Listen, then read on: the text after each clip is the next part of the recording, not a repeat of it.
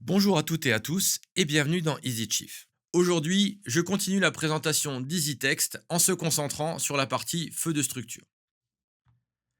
Quand j'ouvre le module, j'ai toujours deux choix pour construire mon message. La partie ambiance, je suis, je vois, je demande, et la partie renseignement. Je suis, je vois, je fais, je demande, avec la partie je prévois pour le niveau colonne. Dans les deux cas, l'objectif est le même, vous guidez pas à pas pour ne rien oublier avant de passer votre bilan radio. On commence par la partie localisation. Ici, je suis dans la rubrique Je suis. En appuyant sur Détecter, l'application récupère automatiquement l'adresse exacte où je me trouve. Si jamais ce n'est pas correct, je touche Modifier et je peux saisir manuellement l'adresse ou corriger. Ensuite, je passe à Je vois. Je complète ce que j'observe sur place avec une liste déjà prête.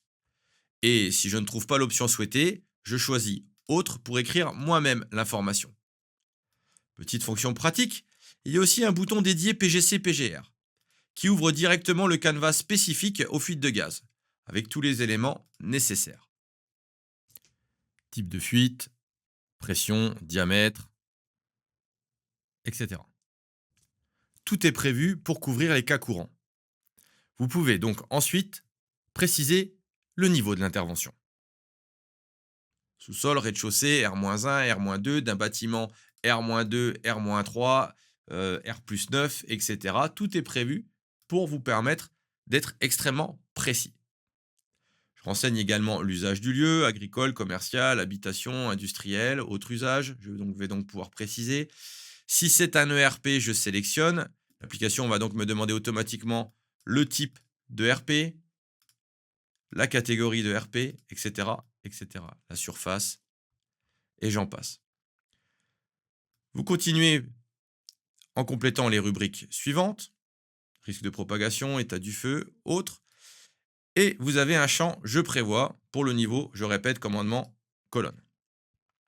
Ensuite, nous passons à la partie Je fais, les actions en cours. Dans cette section, je peux créer un tableau des victimes.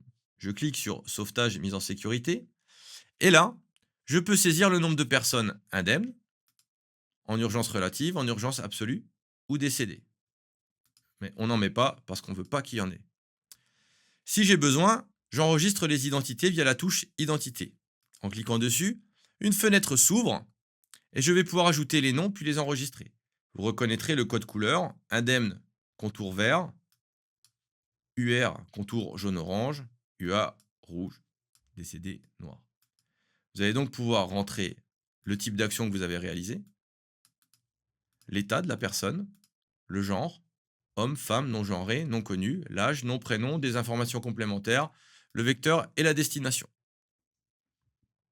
Vous pouvez enregistrer ces informations, les exporter tout de suite en CSV, en Markdown ou en PDF.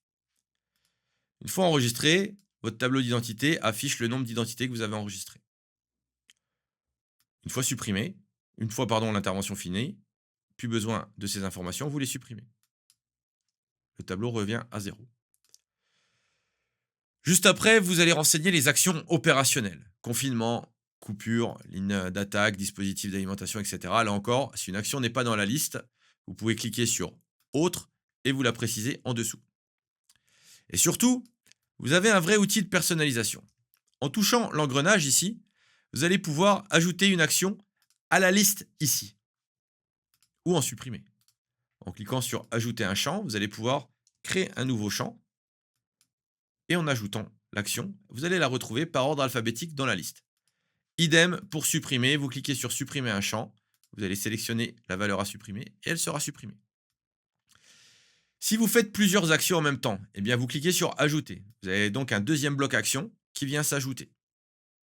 Vous pouvez faire autant de blocs actions que vous le souhaitez. Ensuite, vous pouvez le supprimer si nécessaire.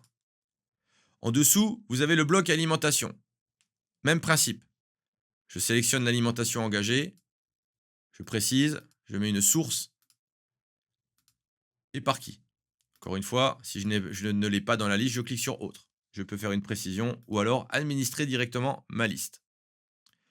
Puis nous passons à la section Je demande avec les moyens demandés. Idem, une liste prédéfinie. Si je ne l'ai pas, je peux l'écrire depuis Autre ou alors administrer ma liste. Moyen interne, moyen, externe. Même principe. Point de transit, centre de regroupement des moyens, je prends le COS, appellation COS Toulouse. Je clique sur générer. Mon message est automatiquement généré. Vous pouvez ensuite exporter votre message en PDF ou le partager via vos canaux habituels. En cliquant sur enregistrer, le message apparaît dans la liste en bas avec heure, date et numéro automatique. Si je touche un message sauvegardé, je le rouvre immédiatement. Même si je ferme l'application et que tout le formulaire repart à zéro quand je rouvre. Oups. Ici, je me retrouve avec un formulaire vide. Eh bien, en cliquant avec l'option de copier-coller, je vais recoller toutes les informations que j'ai saisies. Vous voyez, j'avais saisi le COS Toulouse, c'est ressaisi à l'intérieur. Vous allez donc pouvoir vous resservir du message numéro 4 aujourd'hui pour générer votre 5e message. Vous allez donc modifier les informations que vous voulez mettre. Hop, demandez maintenant des moyens externes. Vous générez ce nouveau message, vous avez vos nouveaux moyens qui sont demandés, vous l'enregistrez. C'est donc le message numéro 5 à 14h19. Voilà pour EasyText et sa partie feu de structure.